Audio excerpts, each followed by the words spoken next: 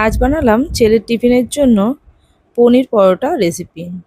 প্রথমে আমি পনিরটা নিয়ে নিয়েছি, পেঁয়াজের কুচি, ক্যাপসিকাম কুচি আর চাট মশলা, কিছুটা চিলি ফ্লেক্স, জিরে গুঁড়ো, এইসব দিয়েই আমি পনির পরোটা বানাই। প্রথমে পনির পরোটার স্টাফিংটাকে বানিয়ে নিলাম।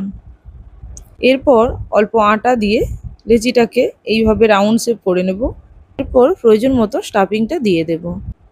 এবার আমি সিল করে দিলাম মুখটা এইভাবে হাতের সাহায্যে চেপে চেপে। এরপর আমি এটাকে বেলে নেব। দেখুন এইভাবে আমি বেলে নিয়েছি, একেবারে পাতলা নয় আর খুব মোটাও নয়। এরপর তাওয়াটাকে ভালো করে গরম করে নিতে হবে।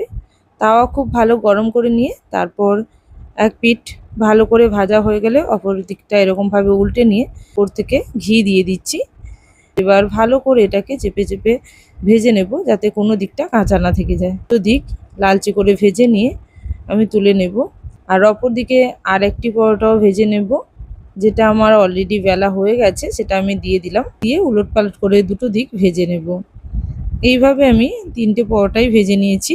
এরকম র্যাপ করে দিলে ভালো হয়, যেহেতু এখন গরম আছে সেহেতু এইভাবে র্যাপ করে দিলে আর ভেতর থেকে নেতিয়ে যাবে না।